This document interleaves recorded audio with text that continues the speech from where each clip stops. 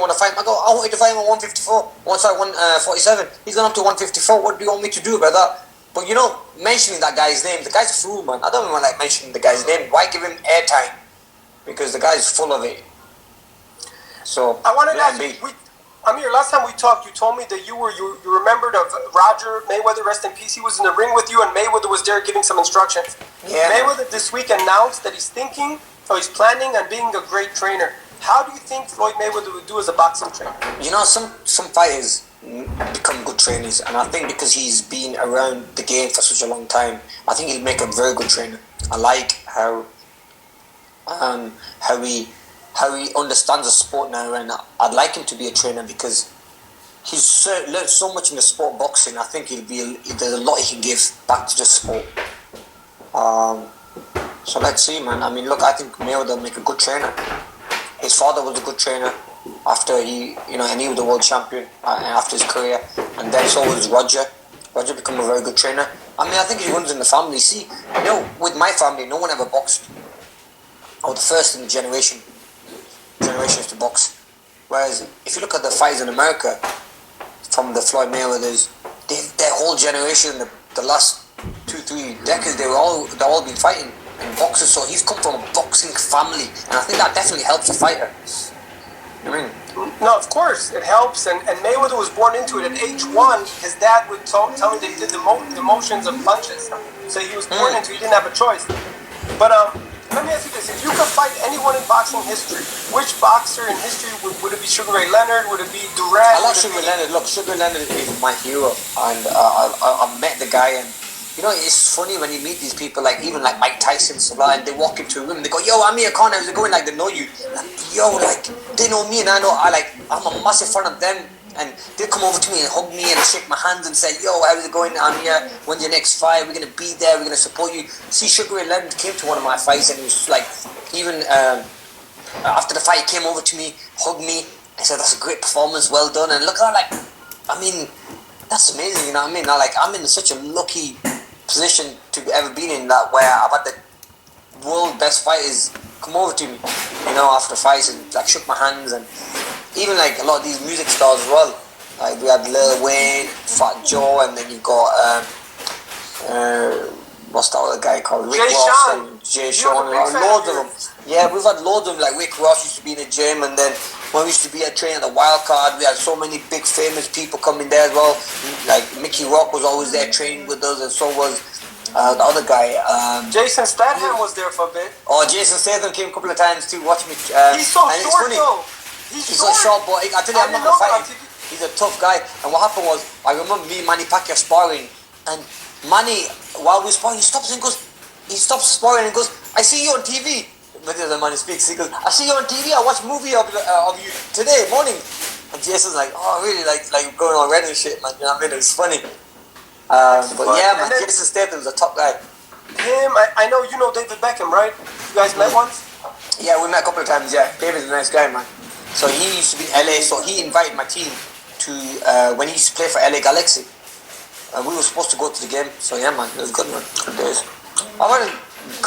Listen, I could write a book about what's happened in my career, man. I've been so lucky, and I swear it's luck, and I just thank God that He's put me in this position. Like He's given me such a great career, man. Like I've sparred great names.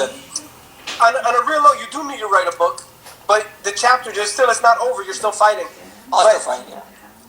Very few people have met Muhammad Ali and had a chance to communicate with him. You had a chance to meet him and talk to him. When I saw him, he wasn't talking anymore. So that's one thing. Like, of course, you know. Yeah, see, you know, when I met him, I was sat there and like I couldn't speak, bro. Like I was in shock when I met Muhammad Ali, and he invited me to the Muhammad Ali Center, and then got food for us and everything. And we sat down and like so. Like I didn't know what to say to him. Like I was just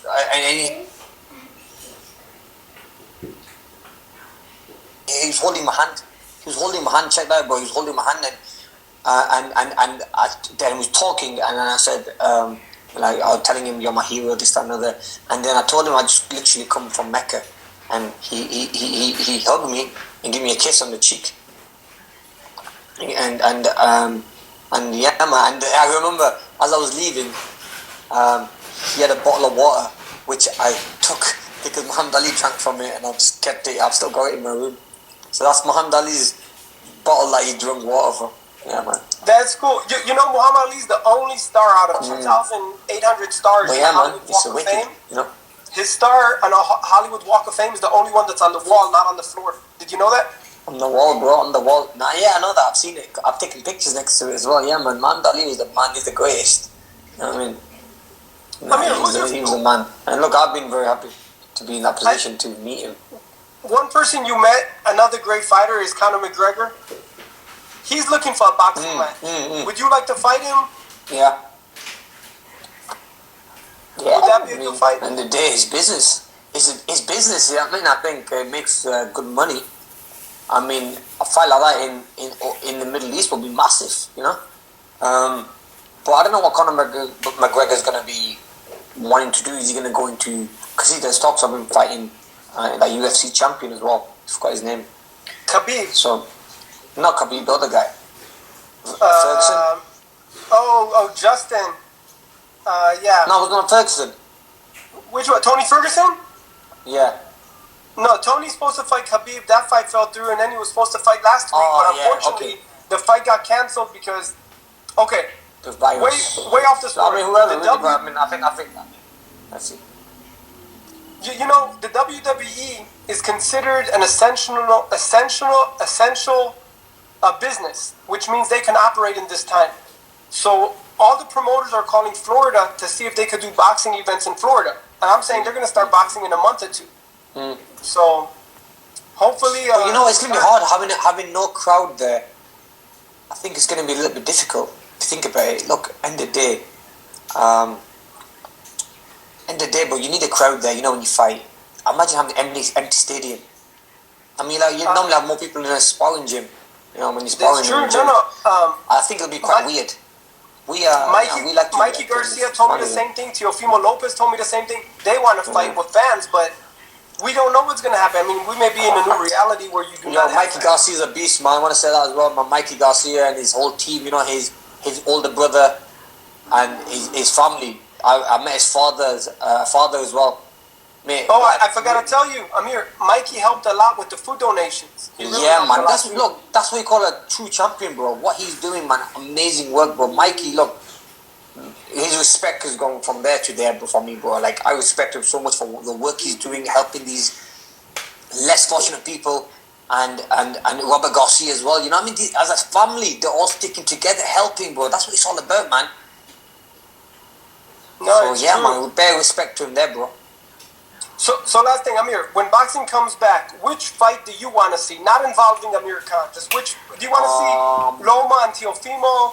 Do you want to see David Benavidez and Kelly? I think there's Benavidez and Plant fight. That's one I'd love to see. Lopez against who was that kid called? There's talks of him fighting again. Lomachenko, Devin Haney. Lomachenko. Lomachenko. That would be a fight. Teofimo Lopez versus Lomachenko. What a fight that would be. And then you've got probably Crawford and Spence. What a fight that would be as well. See, they'll be the first few fights I would love to see to bring boxing back where it needs to be. See, boxing has dipped a little bit since UFC's come up because the big fights and the best fights are not happening. So a lot of fighters, you know, they're in a position where we still make probably 10 times more than what UFC fighters make, but we don't have the best fights, you know, because see, there's that much money being thrown at us that we're like, we'll just take A, B, and C, you know what I mean? So alright, take a C guy instead of the A guy. Whereas with UFC, they got no choice, bro. There's only one promotional company, which is the UFC, and they're making the best fights happen. So respect to the UFC. So yeah, man, here's where it is, isn't it? All right, Amir, those three fights you mentioned, who do you think wins? Teofimo Lopez Loma, David Benavidez, Caleb Plant, and the third one you said Crawford Spence. Okay, so Crawford Spence, I think Crawford. Lopez and Lomachenko, I think Lomachenko. And Benavidez and Plant, I think Benavidez. Boom. There you have it. Thanks so much. Who do you think, bro? I mean, you can't say it. I know you can't say it. Well, I'll tell you. Who do you lean more towards? Spence and Crawford is 50-50. Benavidez Plant, I'm leaning more towards Benavidez. Plant's a great boxer, but Benavidez' his power. I think he has 22 knockouts in 23 fights, something like that. And it's real beef. They really don't like each other. That's not fake. Teofimo Lopez and Loma, I go back and forth with that one. Yeah. Lomachenko, Another thing as well is with I think with the Spence and Crawford fight, I just feel like, you know, with Spence having that accident, that's gonna take a lot out of him, bro. I've probably taken a lot out of him as well. Is it going to be the same fight with the same power and everything else? I mean, look, he was literally flung out of a car windscreen. You know? But I'm going to tell you what's crazy. I went to visit him a month ago. Right before this whole broke out, literally a week or two. The brain was very sharp. He was cracking a lot of jokes on point. I asked him, did you see the accident? He goes, you know what he answered me when I asked him if he saw the accident? How can I not see it? Everyone shared it.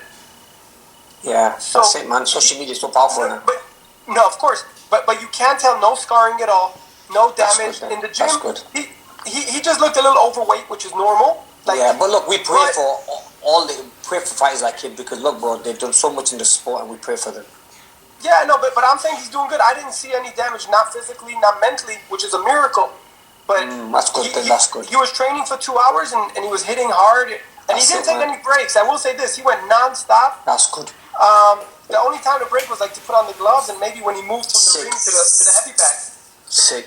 Oh, wicked, man. Wicked. For sure. But Amir, stay up, stay in touch, and let me know when the news breaks. Definitely, my brother. Lovely speaking to you as always. Everyone, make sure to follow Amir King Khan. Thanks, Amir. Elie, what's else?